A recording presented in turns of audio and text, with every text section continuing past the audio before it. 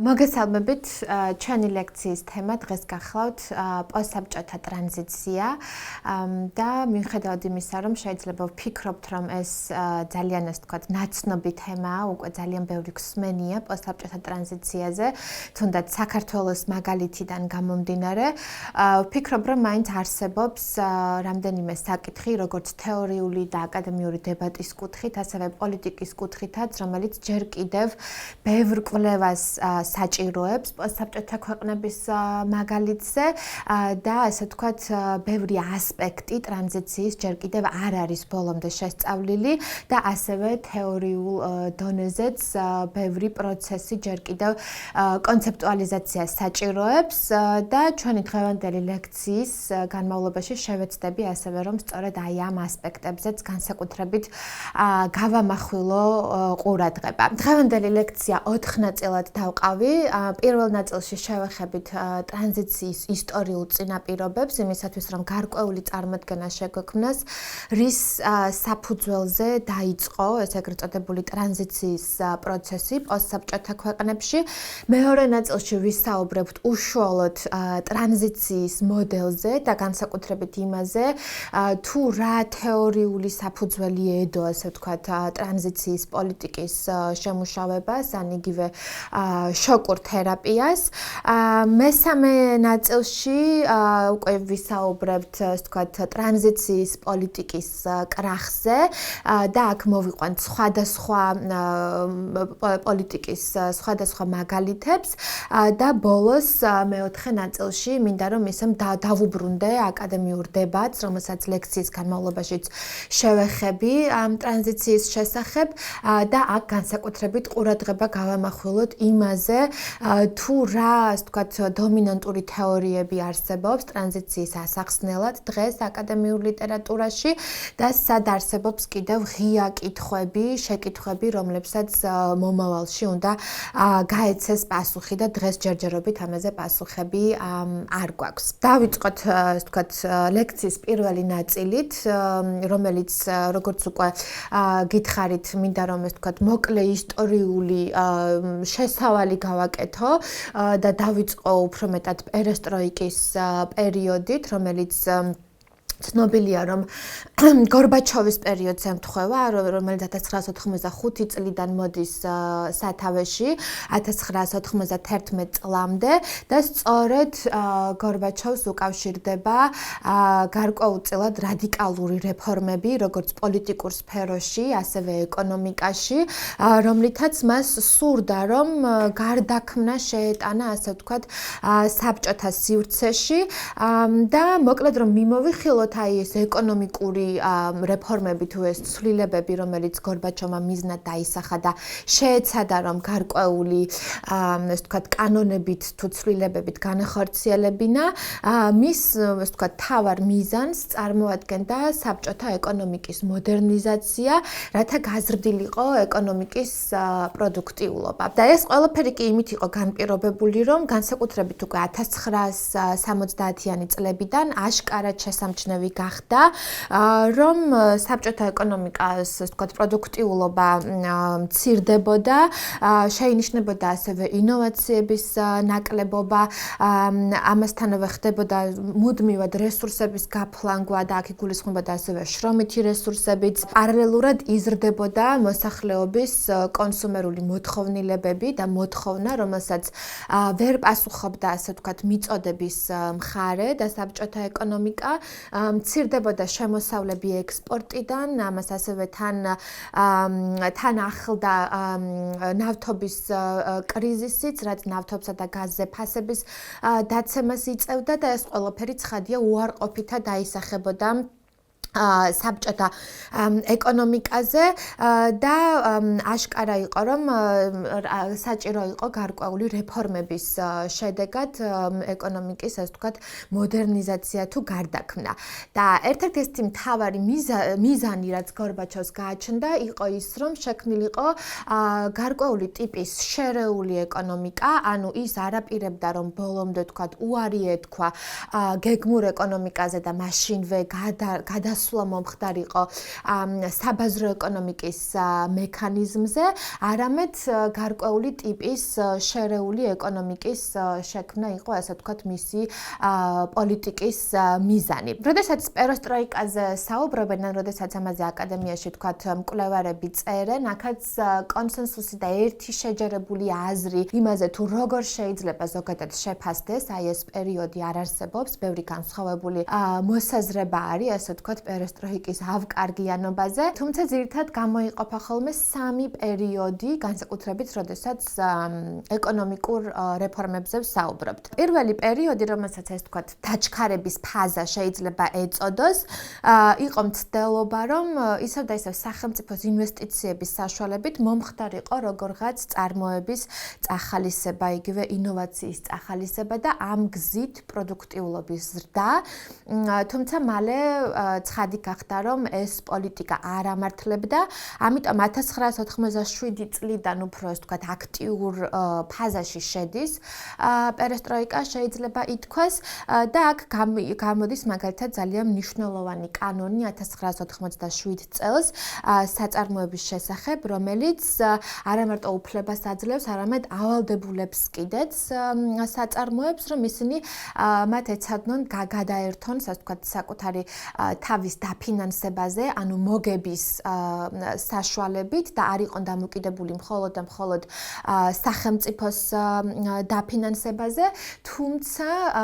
კვლავ ასე ვთქვათ, წარმოების პროცესი უნდა გაგრძელდეს ისევ და ისევ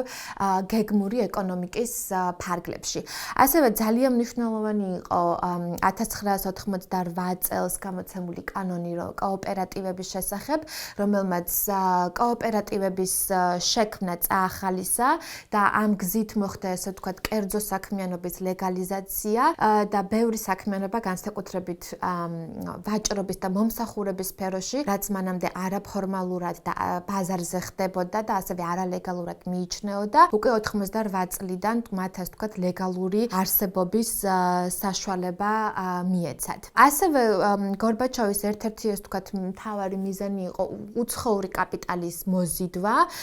და სწორედ ამ პერიოდში, ანუ 80-იანი წლების მიწურულშიც იქნება პირველი, ასე ვთქვათ, ეგრეთ წოდებული joint ventures საწარმოები, სადაც უცხოური კაპიტალის თანამონაწილეობით იქნება გარკვეული, ასე ვთქვათ, სხვადასხვა წარმოების სფეროში და აი ამ, ასე ვთქვათ, რეფორმებით და აი ამ კანონების საშუალებით არსებობდა იმედი, რომ როგორღაც საბჭოთა ეკონომიკის პროდუქტიულობა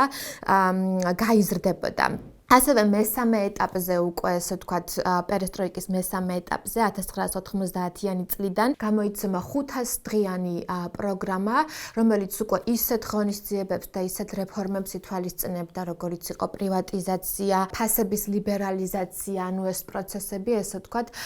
გეგმურ ეკონომიკას თანდათან უფრო და უფრო აახლოვებდა, ან უნდა დაეახლოვებინა, უფრო სწორად რომ ვთქვათ, საბაზრო ეკონომიკის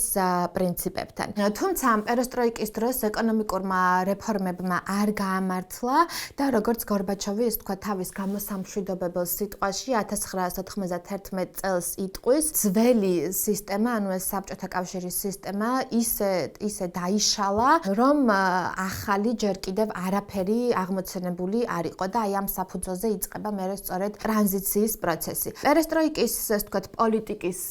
პოლიტიკურ მხარესაც რომ შევეხოთ, რომელიც ასევე ძალიან მნიშვნელოვანია და მხოლოდ ეკონომიკურ მხარეზე ვერ ვისაუბრებთ. აქაც უნდა ითქვას, რომ გარკვეული ეს ვთქვათ მიზნები ჰქონდა გორბაჩოვს და განსაკუთრებით მას სურდა, რომ დემოკრატიზაციის პროცესისკენ წაეყვანა. ასე ვთქვათ, საბჭოთა კავშირი გაეზარდა მაგალითად ხალხის ჩართულობა პოლიტიკაში ქვემოდან, რამაც ხელი შეუწყო იმას, რომ ვთქვათ ეგრეთ წოდებული სამოქალაქო საზოგადოების თუ აქტივისტური ჯგუფები თანდათან უფრო გააქტიურდნენ და დღეს ბევრი მკვლევარი აღნიშნავს, რომ სწორედ აი ამგვარმა ცვლილებებმა და აი იმ ვთქვათ პატარა თავისუფლებებმა, რომელიც 80-იან წლებში მოსახლეობას და საზოგადოებას მიენიჭა, რა თქმა უნდა, დაიწყო იმ იდეოლოგიური ფუნდამენტის რყევა, რომელიც ვთქვათ სოციალიზმის იდეოლოგიას ამყარებდა მთელი ამ წლების და აწლევლების განმავლობაში საბჭოთა კავშირში. ამას ასევე თან დაერთო ნაციონალიზმის კიდევ უფრო მეტად გამოღვიძება სხვადასხვა საბჭოთა რესპუბლიკაში და უკვე 80-იანი წლების მიწურულიდან იწყება საპროტესტო გამოსვლები, მაგალითად 86 წელს ყაზახეთში, 88 წელს ლიტვაში, 99 წელს ესტონეთში, ასევე საქართველოში და ჩვენ ვიცით, რომ აი ამ პროცესებს მერე უკვე თანდათან შედეგად მოჰყვება საბჭოთა კავშირის დაშლაც და კონკრეტულად კი 1991 წლის ეს თქვათ აგვისტოს პუტჩი არის ძალიან მნიშვნელოვანი ეს პუტჩი, რომელიც გორბაჩოვის წინააღმდეგ განხორციელდა, რომლის შემდეგაც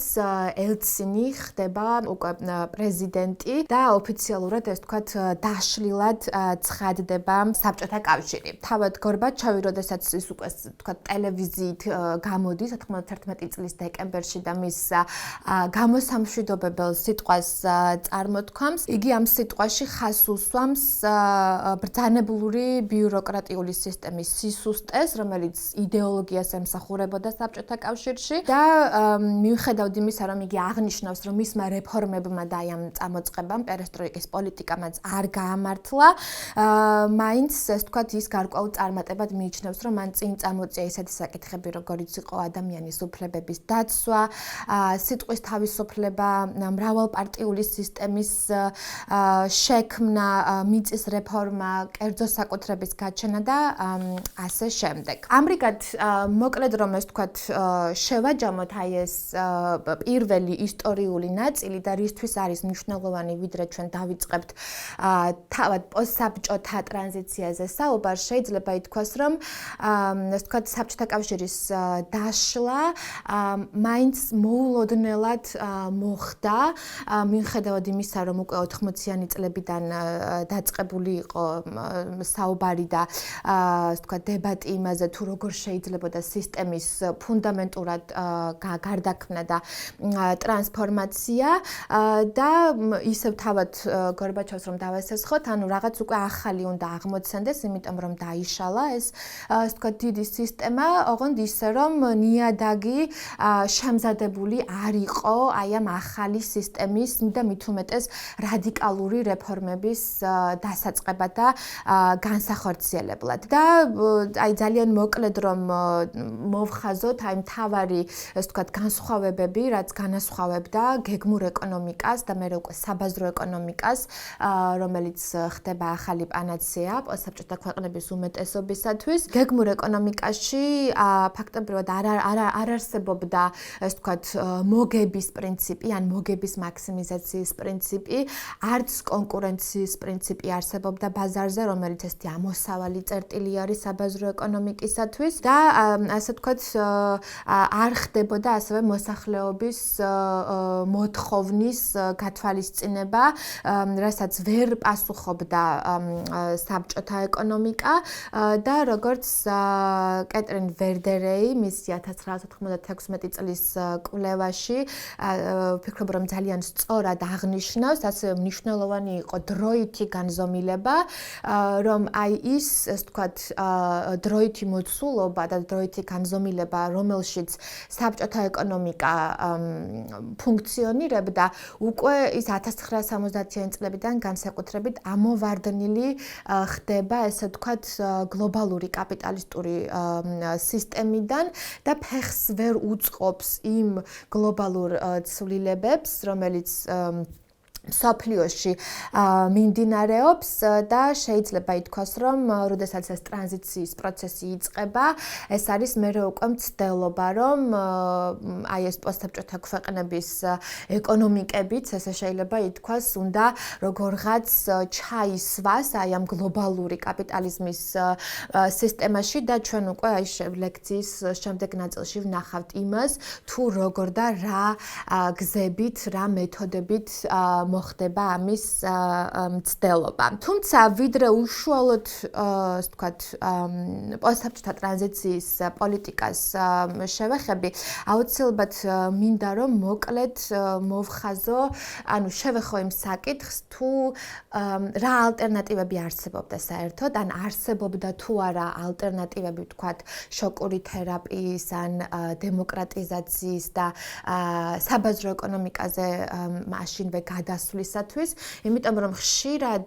და გავრცელებული მოსაზრებაა და ეს არა მარტო საქართველოში, არამედ ზოგადად ტრანზიციის ლიტერატურაში ხშირად წავიკითხავთ და მოვისმენთ, რომ ალტერნატივა არ არსებობდა, რომ თქვათ შოკური თერაპია იყო ერთადერთი გზა ტრანზიციისათვის და თითქოს ამაზე ყველა იყო თანახმა. მაგრამ ეს ასე არ არის და მიუხედავად იმისა, რომ აი ამ კუთხით საკმაოდ მწირია კვლევები და ეს საკითხი კიდევ უფრო მეტ, ეს თქვათ ჩაღრმავებას და კვლევას საჭიროებს, სხვა ქვეყნის მაგალითზე, უნდა ითქვას, რომ მაგალითად უკვე 1980-იანი წლებიდან უკვე თავად საბჭოთა კავშირშიც კი და საბჭოთა კავშირის დონეზეც ასე ვთქვათ, საკმაოდ აქტიური დებატი, დისკუსია მიმდინარეობდა აკადემიურ და სამეცნიერო წრეებში, იმასთან დაკავშირებით, თუ როგორ უნდა გარდაქმნილიყო საბჭოთა ეკონომიკური და ასევე პოლიტიკური სისტემა. და არსებობდნენ მეცნიერები, ჟურნალისტები, იურისტები, რომლებიც ეწინააღმდეგებოდნენ და უპირისპირდებოდნენ ავტორიტარიანიზმს, სახელმწიფო სოციალიზმს, ასევე მშრომელთა ექსპლუატაციას საბჭოთა კავშირში და მათი ერთ-ერთი გამოსავალი, რომელსაც ისინი სახავდნენ, იყო გზა უფრო მეტად სოციალური დემოკრატიისკენ და ეს ადამიანები ასევე იყვნენ გორბაჩოვის მრჩეველებთა შორის, ასეთები იყვნენ მაგალითად ბურლაცკი, ასევე ბორის ყურაშვილი, ანატოლი ბუტენკო, გეორგი შაჰნაზაროვი, რომლებიც უკვე 80-იანი წლების მიწურულისკენ, ასე ვთქვათ, ძალიან აქტიურად ამ თავიანთი იდეების შესახებ წერდნენ პრესაშიც და აქტიურად საუბრობდნენ, ასე ვთქვათ, სოციალიზმის გარდაქმნის საჭიროებაზე. მოგვიანებითაც, როდესაც უკვე, ასე ვთქვათ, 90-იანი წლების დასაწყისში იწყება ტრანზიციის პროცესი, ყველა არ იყო, თქვათ, ტრანზიციის პროცესის მომხრე, უფრო სწორად ტრანზიციის პროცესის იმგვარად მომხრე, როგორც ეს ვთქვათ, ამას შოკური თერაპია გვთავაზობდა და თუნდაც საქართველოს მაგალითზე არსებობდნენ, ვთქვათ, მეცნიერებიც და მოსაზრებები არსებობდა, რომ მაგალითად სახელმწიფო კაპიტალიზმის ფორმა განვითარებული იყო, ან როგორღაც შერეული ეკონომიკის ფორმა, მაგრამ როგორც უკვე აღვნიშნე, ეს საკითხი, ასე ვთქვათ, კიდევ უფრო მეტ კვლევას საჭიროებს, რომ უფრო მეტი გავიგოთ და უფრო სწორად გავიგოთ კონკრეტულად რა აზრთა გაცვლა გამოცვლას ჰქონდა ადგილი, თუ ეს მართლაც ესეთი ვთქვათ აქტიურად ხდებოდა 90-იანი წლების დასაწყისში სხვადასხვა პოსტსაბჭოთა რესპუბლიკაში და ასე ვთქვათ, რომელი იდეები არსებობდა. ლექციის მეორე ნაწილზე რომ გადავიდეთ, აქ უკვე მე მინდა უშუალოდ შევეხო ტრანზიციის მოდელს და იმ, ასე ვთქვათ, მთავარ თეორიულ საფუძვლებს, რომელიც ფუნდამენტად დაედო ტრანზიციის პოლიტიკას. აქ ალბათ ძალიან მნიშვნელოვანია ითქვას, რომ და მართლაც ნიშანდობლივია, რომ პოსტსაბჭოთა ქვეყნების უმეტესობა, თუმცა ყველა არა, გაჰყვა, ესე ვთქვათ, განვითარების მეტნაკლებად ერთად ერთსა და იმავე გზას. რა თქმა უნდა, გამონაკლისები არსებობდნენ, მაგალითად თურქმენეთს ან ბელარუსს არ გაუტარებიათ შოკური თერაპიის პოლიტიკა და ასე ვთქვათ, მათ სხვა გზა აირჩიეს, მაგრამ მაინც უმეტესობისათვის აი სწორედ ეს შოკური თერაპია აღმოჩნდა ესეთი ასე ვთქვათ, მისაღები პოლიტიკა, რომელსაც ისინი შემდეგ 10 წლეულების განმავლობაში განახორციელებენ და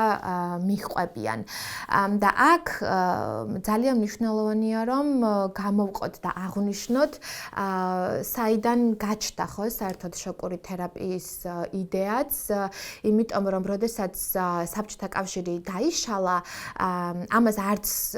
დასავლეთში არ მოელოდნენ, რომ პროცესები აი ასე სწრაფად განვითარდებოდა. ამიტომ ესეთი რაღაც ტრანზიციის თეორიაც, თუნდაც თეორიულ დონეზე ან აკადემიაში არ არსებობდა. ანუ რეალურად იყო რაღაც გარკვეული, ასე ვთქვათ, ცოდნის ვაკუუმი პირველ ეტაპზე იმასთან დაკავშირებით, თუ რა პოლიტიკით და რა გზით შეიძლებოდა განხორციელებულიყო ტრანზიცია. მაგრამ თავად ეს ამ სიტყვასაც, ტრანზიციასაც მინდა რომ ყურადღება დავუთმოთ და ამაზე ყურადღება გავამახვილოთ, იმიტომ რომ როგორღაც თავიდანვე მოხდა აი ამ პროცესის ისე ფორმულირება, რომ აუცილებელი იყო პოსტსაბჭოთა ქვეყნებს გაევლოთ, ასე ვთქვათ, გარკვეული გზა, რომელიც პოლიტიკურად მათ მიიყვანდა დემოკრატიზაციისკენ და ეკონომიკურად კიდევ საბაზრო ეკონომიკისკენ. ანუ შეიქმნა ესეთი დოგმატური, ნორმატიული ჩარჩო, რომელიც აბსოლუტურად დაფუძნებული იყო მოლოდინზე და ეს მოლოდინი პირველ რიგში მოდიოდა დასავლეთიდან, თუ რა გზა უნდა გაევლოთ აი ამ ქვეყნებს, რომ ისინი ასე ვთქვათ დაწეოდნენ დასავლეთის სახელმწიფოებს. და ეს კონცეპტიც ეგრეთ წოდებული catching up, ანუ დაწევა, ესე ვთქვათ, რომელიც დღემდე ძალიან აქტუალურია, აი ამ პერიოდში, ასე ვთქვათ, განსაკუთრებულ მნიშვნელობას იძენს. აქ უნდა ვთქვათ, რომ ის პრინციპები, რაც მე ასე ვთქვათ, შოკურ თერაპიას დაედებას დაფუძვლად, ძალიან ახლო კავშირში არის და ფაქტიურად თანხმედრაშიც მოდის ვაშინგტონის კონსენსუსთან და ვაშინგტონის კონსენსუსის პრინციპებთან, რომელსაც ჩვენ წინა ლექციაში და წინა ლექციებში გარკვეულწილად შევეხეთ, რომელიც არ შექმნილა პოსტსაბჭოთა ქვეყნებისათვის, არამედ უფრო მეტად ლათინური ამერიკის ქვეყნებისათვის შეიქმნა უკვე 1980-იან წლებში და ანუ თუ გავიხსენებთ თქვათ იმ 10 მთავარ პრინციპს, რომელიც სწორედ ვაშინგტონის კონსენსუსს დაედო საფუძვლად და რომლის ავტორიც გახდათ ჯონ ვილიამსონი, იგი ითვალისწინებდა ისეთ რეფორმებს, როგორიც არის ფისკალური დისციპლინა, საგადასახადო რეფორმა, საპროცენტო განაკვეთის ლიბერალიზაცია, ასევე ვაჭრობის ლიბერალიზაცია, პირდაპირ უცხოური ინვესტიციების ლიბერალიზაცია, პრივატიზაცია, დერეგულაცია და ასე შემდეგ. და თუ ასევე გადავხედავთ, თქვათ, შოკური თერაპიის მთავარ პოსტულატებს, რომელიც ითვალისწინებდა მაკროეკონომიკურ სტაბილიზაციას, ასევე ვაჭრობის ლიბერალიზაციას, ფასების ლიბერალიზაციას, პრივატიზაციას და სხვა, ანუ ვხედავთ, რომ ძალიან დიდი, ასე ვთქვათ, თანხმედრა არის შოკურ თერაპიის პრინციპებსა და ვაშინგტონის კონსენსუსს შორის. და აქვე ისიც უნდა აღვნიშნოთ, რომ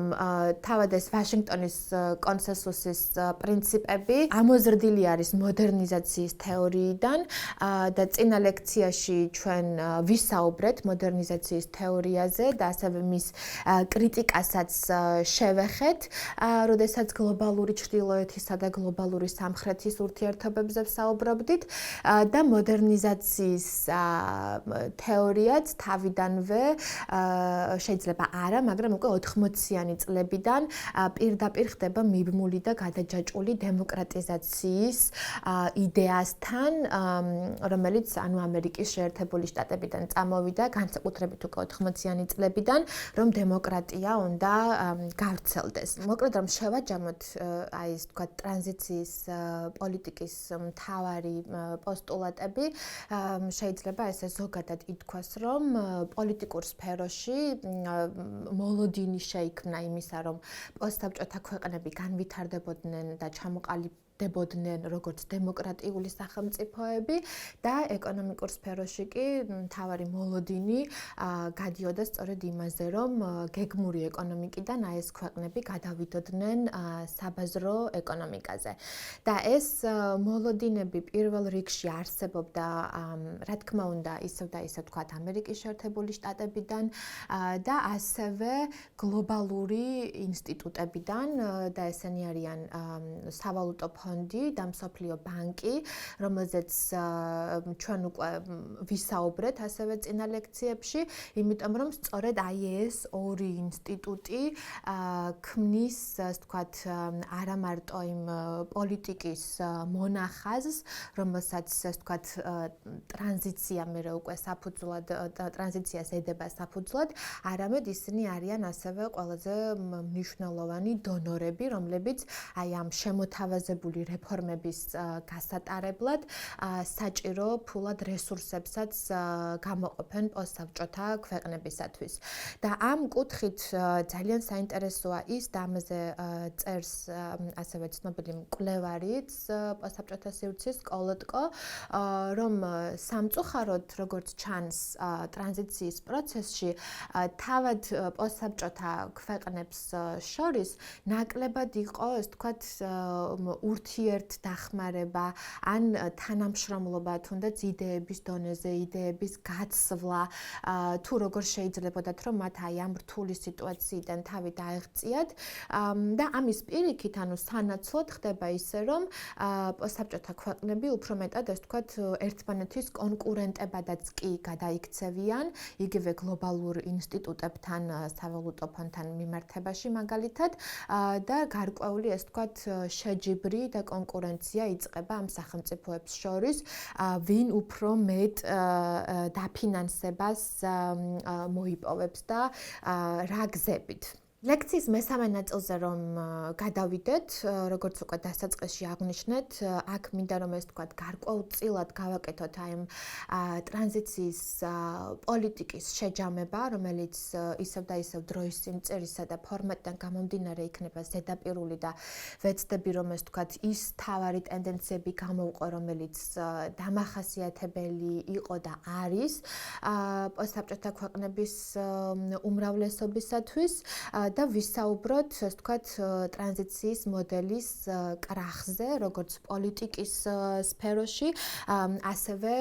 ასე ვთქვათ, თეორიული დებატისა თუ აკადემიური განსჯის დონეზე. აი აქ, ასე ვთქვათ, უკვე საკმაოდ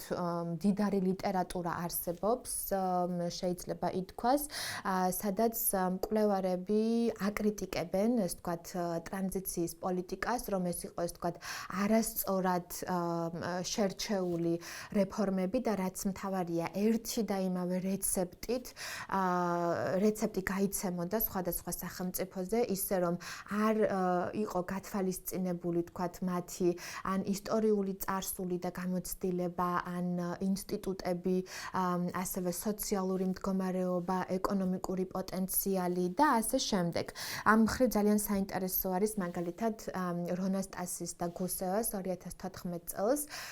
გამოცემული წიგნი, სადაც ისინი აღწერენ, როგორ ხდება, ასე ვთქვათ, პოსტსოციალისტურ სივრცეში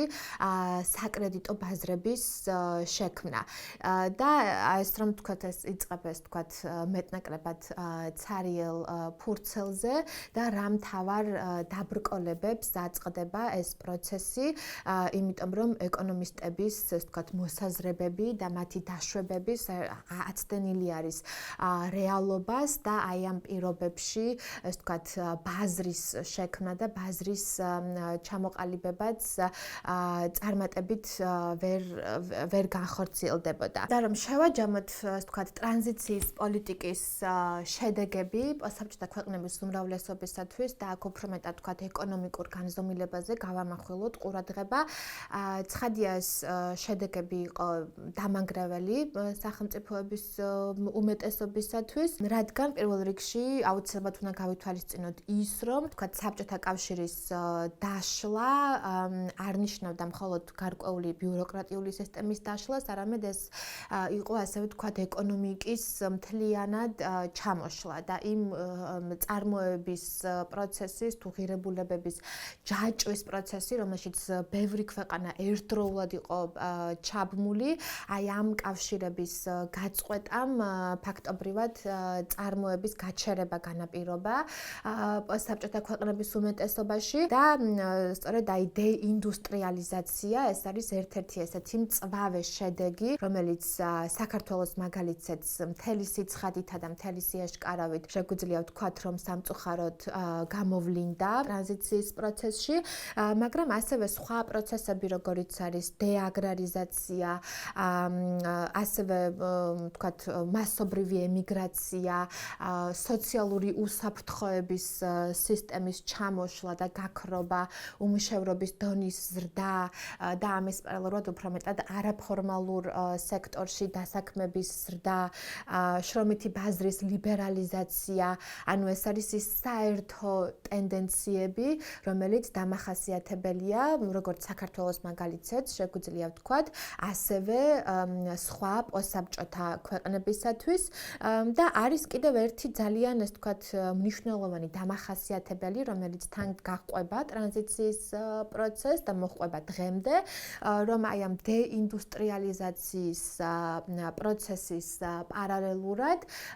ხდება უფრო მეტად მომსახურების სფეროს აღზევება და აქ განსაკუთრებით ფინანსური სფეროს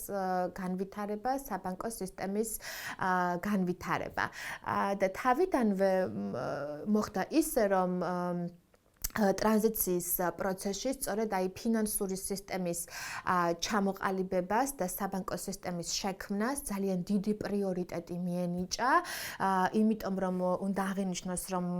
გეგმურ ეკონომიკაში, რომელიც საბჭოთა კავშირში არსებობდა, მიუხედავად იმისა, რომ იქაც არსებობდა თქვათ ცენტრალური ბანკი და ასევე სხვადასხვა ბანკები, ეს სრულიად განსხვავდებოდა საბაზრო ეკონომიკისგან, იმიტომ რომ რეალურად ბანკებიც და ცენტრალური ბანკიც უფრო მეტად ანუ ბიუროკრატიული სახელმწიფო ინსტიტუტები იყვნენ, რომლებიც ისე მოქმედებდნენ როგორც თქვათ სამინისტროები და კრედიტის გაცემაც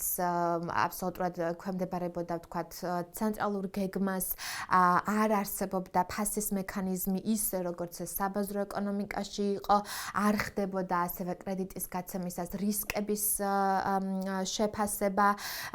თავად ფულის ფუნქცია იყო აბსოლუტურად განსხვავებული, ერთმანეთისგან არ გაიმიჯნებოდა მონეტარული და ფისკალური პოლიტიკა, ანუ ფუნდამენტურად განსხვავებული და ახალი, ეს ვთქვათ, ფინანსური სისტემა უნდა აღმოცენებულიყო პოსტსაბჭოთა ქვეყნებისათვის, რომელსაც მერე, რა თქმა უნდა, უკვე ძალიან დიდი მნიშვნელობა ენიჭება აი სწორედ საბაზრო ეკონომიკაზე გადასვლის პროცესში. და აქ შეიძლება ითქვას, რომ განსაკუთრებით ბანკები იღებენ ასე ძალიან მნიშვნელოვან ფუნქციას, რომ აი სწორედ ბანკების საშუალებით და მათზე დგას მერე მთელი ეს საბაზრო ეკონომიკა, რომელიც ჩამოყალიბდება პოსტსაბჭოთა სახელმწიფოებში.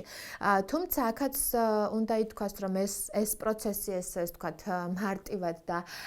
უმტკივნეულოდ არ წარმართულა, განსაკუთრებით 90-იანი წლების დასაწყისში, როდესაც ასე ვთქვათ ნელ-ნელა შემოდის კაპიტალიზმი პოსტსაბჭოთა სივრცეში და ჩნდებიან სხვადასხვა საბანკო თუ არასაბანკო დაწესებულებები. ძალიან ასე ვთქვათ დიდ სპეკულაციას აქვს ადგილი, აი ეს სწორედ ეს მოგების მაქსიმიზაციის პროცესი და პრინციპი, რომელიც ესეთი მნიშვნელოვანი არის კაპიტალიზმისათვის, აი აქ ძალიან კარგად იჩენს თავს და მერე უკვე ამას მოჰყვება უკვე 90-იანი წლების მეორე ნახევრის თავიდან და ბოლოსკენ დიდი რაოდენობით უცხოური კაპიტალის შემოდინება საბჭოთა სივრცეში, რომელიც ყველაზე მეტად ანუ ერთ-ერთი ყველაზე წამყვანი სფერო, სადაც ეს უცხოური კაპიტალი მიედინება, ეს არის სწორედ ფინანსური სფერო და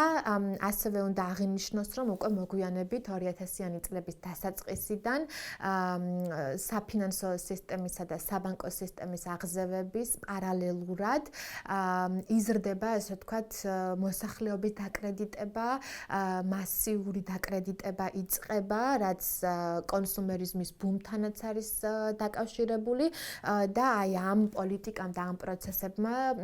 საკმაოდ მძიმე შედეგები მოიტანა ბევრი პოსტსაბჭოთა სახელმწიფოსთვის, ასევე ცენტრალური და აღმოსავლეთ ევროპის ქვეყნებისათვის და თავად საქართველოსთვისაც, თუმცა ჩვენ საქართველოს მაგალითზე კონკრეტულად უკვე შემდეგი ლექციების დროს გვექნება საუბარი. მაგრამ ანუ ეს საკითხი თქვათ დეინდუსტრიალიზაციის ფონზე მომსახურების სფეროს აღზევება და ფინანსური სისტემის ეს თქვათ საბაზრო ეკონომიკის თავარ ქვაკუთხედად გადაქცევა, ეს ნამდვილად არის ეს თქვათ ძალიან მნიშვნელოვანი მახასიათებელი პოსტსაბჭოთა ტრანზიციისთვის და აი აქაც უნდა ვთქვათ, რომ ფინანსური სფეროს განვითარება და ჩამოყალიბება შედარებით უფრო ნაკლებად არის შესწავლილი აკადემიაში სხვა სფეროებთან შედარებით და ეს ნამდვილად არის, ასე ვთქვათ, ის სფერო, თუნდაც კვლევის კუთხით, რომელიც კიდევ და კიდევ უფრო მეტ ყურადღებას და კვლევას საჭიროებს მომავალში. და უნდა აღვნიშნოთ, რომ როდესაც ტრანზიციის პოლიტიკის კრახზე ვსაუბრობთ და მის წარუმატებლობაზე, ეს არ არის, ასე ვთქვათ, მხოლოდ დღევანდელი პერსპექტივიდან და დღევანდელი გადასახედიდან შეფასებული, ასე ვთქვათ, წარუმატებლობა, რომელიც აი ამ რეფორმებმა განიცადა, არამედ უკვე 1990-იანი წლების მიწურულს და მერე უკვე განსაკუთრებით 2000-იანი წლების დასაწყისიდან ძლიერდება აკადემიაში დებატი იმაზე, რომ ტრანზიციის მოლოდინები არ ამართლებს არც ეკონომიკურ სფეროში, იმიტომ რომ ეკონომიკურად პოსტსაბჭოთა ქვეყნები ისევ უკუსლოს და კოლაფსს განიცდიან და ასევე არც პოლიტიკურ სფეროში, იმიტომ რომ ეს სახელმწიფოები ესე სწრაფად ვერ ჩამოყალიბდებოდნენ როგორც დემოკრატიული ქვეყნები. და უკვე მოგვიანებით, ასე ვთქვათ, გლობალური დისკურსის დონეზეც კითხვის ნიშნის ქვეშ დგება თავად ვაშინგტონის კონსენსუსის პრინციპების მართებულობა, მათი, ასე ვთქვათ, ეფექტურობა, იმიტომ რომ ჩვენ აღვნიშნეთ, რომ სწორედ აი ვაშინგტონის კონსენსუსის პრინციპები დაედო ასევე საფუძვლად ტრანზიციის პოლიტიკას და ამ კუთხით ძალიან საინტერესო არის 2005 წელს მსოფლიო ბანკის მიერ გამოცემული ანგარიში, რომელიც ბოლო 10 წლეულის რეფორმებსა და მათ ეფექტურობას მიმოიხილავს და აი ეს ანგარიში 2005 წლის შეიძლება ჩავთვალოთ, ეს ვთქვათ, ერთ-ერთ პირველ ოფიციალურ აღიარებად თავად მსოფლიო ბანკის მხრიდან, რომ ტრანზიციის მოლოდინმა და ტრანზიციის რეფორმებმა არ გაამართლა. და მიუხედავად იმისა, რომ აქ ანგარიში ხაზი არის გასმული განსაკუთრებით იმაზე, რომ ერთი რეცეპტი თქვათ და ერთი პოლიტიკა არ შეიძლება გამოყენებული იქნას სხვადასხვა სახელმწიფოებისათვის, რომ აუცილებლად გათვალისწინებული უნდა იყოს ცალკეული ქვეყნების პოლიტიკური, ისტორიული, კულტურული თუ სოციალური მდგომარეობა. საინტერესოა ის, რომ ვაშინგტონის კონსენსუსის კრიტიკას არ გამოუწვევია თავად ვაშინგტონის კონსენსუსის პრინციპების და რეფორმების შინაარსის კრიტიკული გადააზრება. ყველაფერი დაბრალდა იმას, რომ ამ რეფორმების გატარება არასწორად მოხდა, რომ პოსტსაბჭოთა ქვეყნებში, ესე ვთქვათ, არ არსებობდა საკმარისად ძლიერი ინსტიტუტები, რომლებიც ამ შემოთავაზებულ რეფორმებს კარგად განახორციელებდნენ და ასე ვთქვათ, ეგრეთ წოდებული good governance, ანუ კარგი მმართველობის პრინციპი, ეს ხდება უკვე ძალიან დომინანტური გლობალურ დისკურსში და ასევე ძლიერდება ინსტიტუციონალური მიდგომები, რადგან აი ამ მიდგომების და ამ თეორიების გადმოსახედიდან თავად ამ ქვეყნების ტრანზიციის ქვეყნების ბრალია, რომ მათ ვერ შეძლეს შემოთავაზებული რეფორმების წარმატებით განხორციელება და სწორედ ამან განაპირობა ამ ტრანზიციის პოლიტიკის კრახი. ამიტომ ის იმედი, რომელიც შეიძლება ცოტახნით გაჩნდა, თქვათ 2000-იანი წლების დასაწყისში, რომ ფუნდამენტურად გადააზრებულიყო ან კრიტიკულად შეფასებულიყო, ასე ვთქვათ, ტრანზიციის რეფორმების შინაარსი, როგორც პოლიტიკურ, ასევე ეკონომიკურ სფეროში, საკმაოდ ძალიან მალე გაქრა, იმიტომ რომ როგორც უკვე აღვნიშნეთ, ისევ და ისევ პასუხისმგებლობა დაეკისრათ თავად ტრანზიციის ქვეყნებს და მათ მიმართ გაჩნდა ახლა ახალი მოლოდინი, რომ მან უნდა გააძლიერონ თავიანთი ეს მმართველობის პრინციპები, ინსტიტუტები, რომ უფრო კარგად გაატარონ შემოთავაზებული რეფორმები. და როდესაც ასევე საუბრობთ მე უკვე პოსტ-ვაშინგტონ კონსენსუსის პერიოდზე, აქაც ჩნდება კიდეც ასე ვთქვათ დამატებითი პოლიტიკები, კიდევ დამატებითი 10 პოლიტიკა, რომელიც ვაშინგტონის კონსენსუსის პრინციპებს ემატება და თუ გადავხედავთ აი ამ პრინციპებს, აქაც ვხედავთ, რომ თავად რეფორმების შინაარსსა და ასე ვთქვათ მიდგომაში ბევრი არაფერი იცვლება. აქაც კვლავ არის მოწოდება, რომ შეიქმნას მოქნილი შრომითი ბაზარი, რომ ასე ვთქვათ გაიხსნას კაპიტალის ანგარიში, თუმცა ასევე ყურადღება მახვილდება კორუფციასთან ბრძოლაში, იმიტომ რომ კორუფცია მიიჩნევა სწორედ ერთ-ერთ მთავარ მიზეზად, რატომ არ ამართლებს ტრანზიციის პოლიტიკა, ასევე სიღარიბის შემცირებაზე და ასე შემდეგ. მაგრამ აი ეს ნაწილი, რომ შევაჯამოთ, ასე ვთქვათ, როდესაც ტრანზიციის პოლიტიკის კრახზე არის საუბარი, სამწუხაროდ დომინანტური დისკურსი არ აღიარებს 2000-იან წლებში და ალბათ დღემდეც არ აღიარებს, რომ პოლიტიკის კრახი თავად იდეების კრახით იყო განპირობებული და შეიძლება ითქვას, რომ ასე ვთქვათ, აი ამ ვაშინგტონის კონსენსუსსა და შოკურ თერაპიაზე დაფუძნებული ტრანზიციის პოლიტიკა თავიდანვე განწირული იყო მარცხისათვის. ამით მინდა რომ ლექციის ბოლო და მეოთხე ნაწილზე გადავიდე და ცოტა კიდევ უფრო მეტად, ასე ვთქვათ, ჩაუღრმავდეთ იმ თეორიულ დებატს, რაც ტრანზიციასთან მიმართებაში არსებობს, იმიტომ რომ აქ ძალიან ბევრი ღია კითხვა და ღია საკითხი არსებობს ჯერ კიდევ, რომელიც კვლევას საჭიროებს და იქიდან გამომდინარე, რომ ჩვენი აუდიტორიაც უმეტესად სტუდენტები არიან, ალბათ მათთვისაც განსაკუთრებით საინტერესო უნდა იყოს,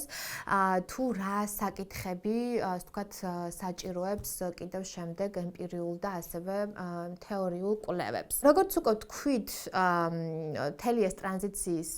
მიდგომა და პარადიგმა, რომელიც დემოკრატიზაციის და მარკეტიზაციის, ასე ვთქვათ, პრინციპებზე არის მიბმული და დაფუძნებული,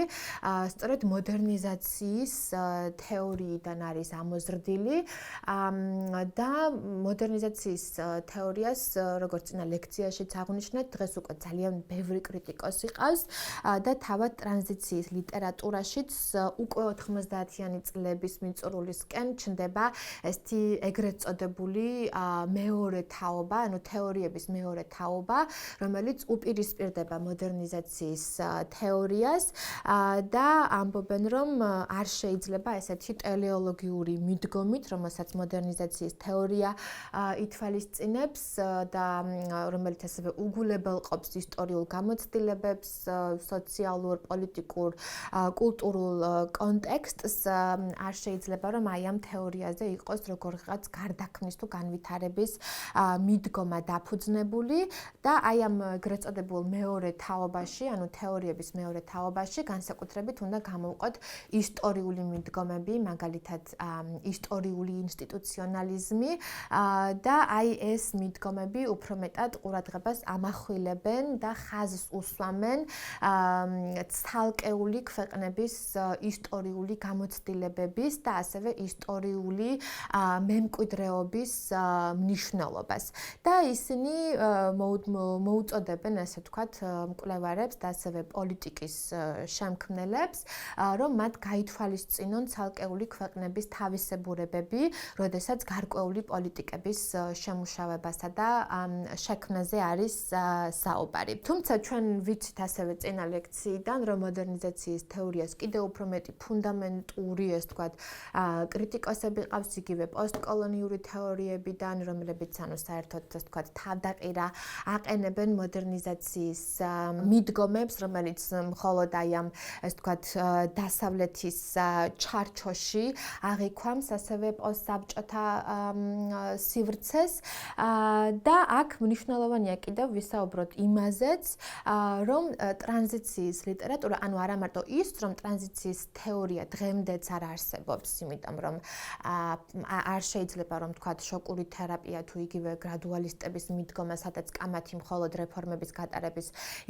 სისწრაფეზე მიმდინარეობდა, აი ამას ჩვენ თქვათ თეორიას ესეც ვერ ვუწოდებთ. ძირითადად ტრანზიციის ლიტერატურა, ანუ უფრო მეტ აქცენტს, ასე ვთქვათ, აკეთებს ან ეკონომიკურ მხარეზე, სადაც საბაზრო ეკონომიკაზე გადასვლის, ასე ვთქვათ, ანალიზი ხდება და მერე მისი წარმატება თუ წარუმატებლობა, ან კიდევ უფრო პოლიტიკურ მხარეზე, ეგრეთ წოდებული state building, ანუ სახელმწიფოს შექმნა, ინსტიტუციების განვითარება და ასე შემდეგ. და საკმაოდ მწირი არის ასევე ის ლიტერატურა, რომელიც აი ამ პროცესებს, ვთქვათ, ერთმანეთთან დააკავშირებს, პოლიტიკურ და ეკონომიკურ პროცესებს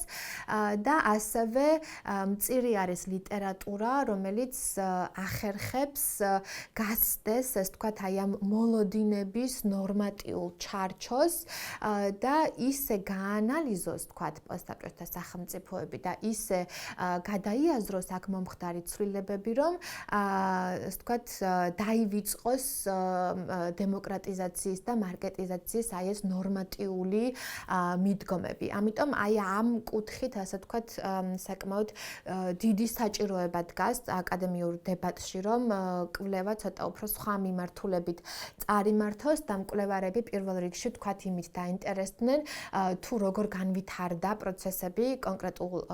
სფეროებში და რატომ და არ გაზომოს, ვთქვათ, აი ამ პროცესების წარმატება ისევ და ისევ აი ეგრეთ წოდებული catching up, ანუ დასავლეთთან დაწევის რაღაც მასშტაბებითა და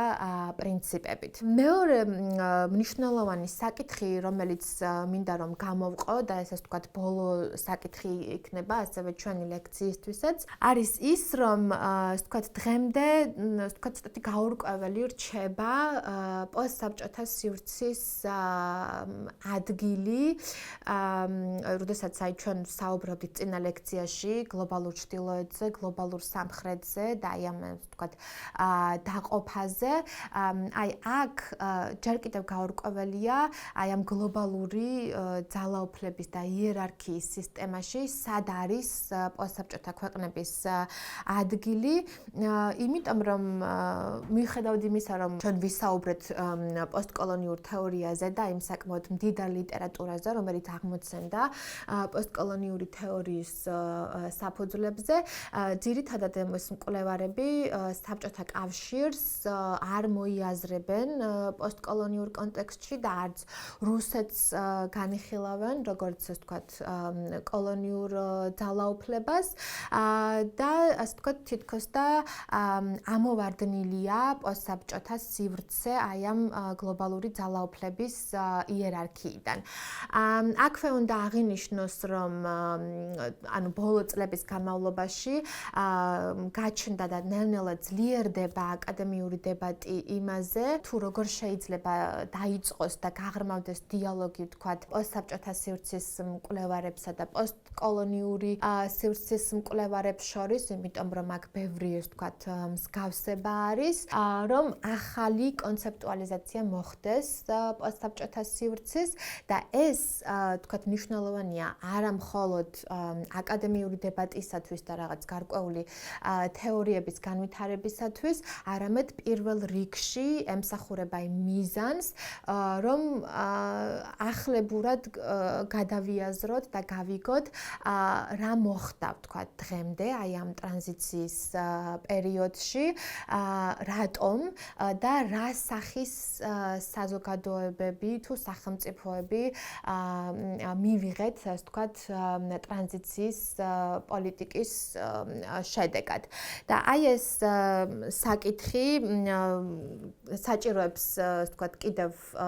დიდ ყურადღებას, კვლევას, სხვადასხვა ქვეყნების მაგალითზე, იმიტომ რომ ემპირიული კვლევების გარეშე ასევე შეუძლებელია,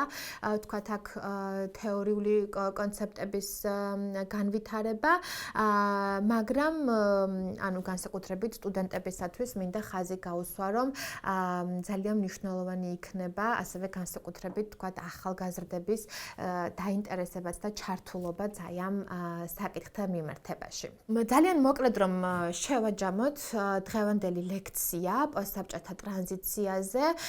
მე ვეცადე რომ აი ვთქვათ მწირე დროის განმავლობაში მომეცვა როგორც გარკვეული ისტორიული ფაქტები, ასევე ტრანზიციის ისტორიული წინაპირობები, ასევე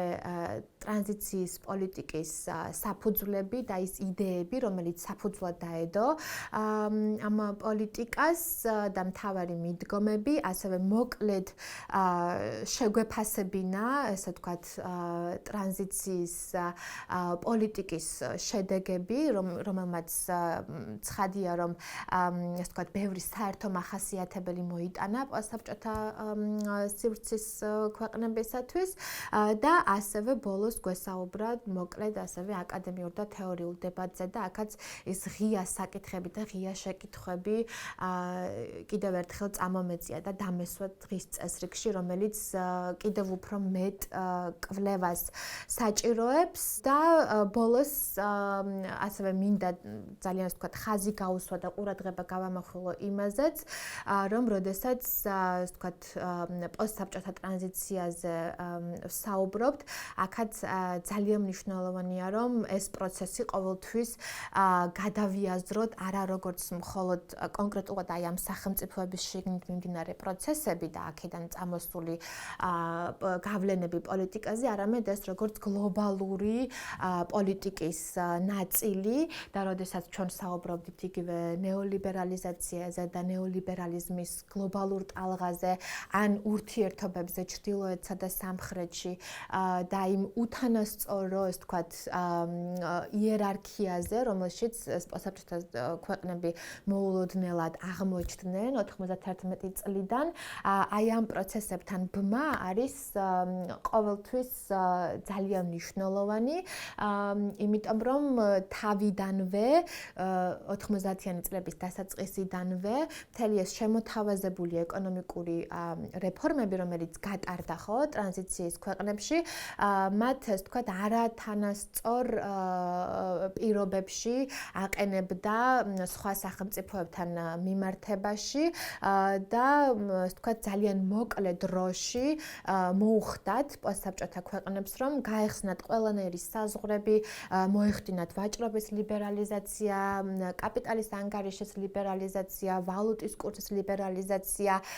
და ასე შემდეგ, ანუ ისინი ჩაებნენ, ესე ვთქვათ, გლობალური კაპიტალიზმის ფერხულში, ისე რომ ამისათვის არანაირი მზადყოფნა არ არსებობდა, მათთვის არანაირი სასათბურე, ესე ვთქვათ, პირობები არ შექმნილა და იმ ულმობელ გლობალურ კონკურენციაში, რომელიც მერე უკვე უცხოური კაპიტალის მოზიდვის კონკურენციაში გადაიზარდა, ასე ვთქვათ, ძალიან არათანასწორ პირობებში მოუხდათ მათ აი ამ ბრძოლის დაწყება. ამიტომ ეს ყოველთვის უნდა გვახსოვდეს, ასე ვთქვათ, გადავიაზროთ, როდესაც თუნდაც საქართველოს მაგალითზე ვსაუბრობთ, როგორც პოსტსაბჭოთა სახელმწიფოში და რომელიც ალბათ დაგვეხმარება ასევე იმ შედეგების ახსნაში, ეკონომიკის სხვადასხვა სფერო იქნება ეს თუ ფინანსური სფერო თუ ასე შემდეგ, რომელთა გამკლავებაც დღემდე გვიწევს.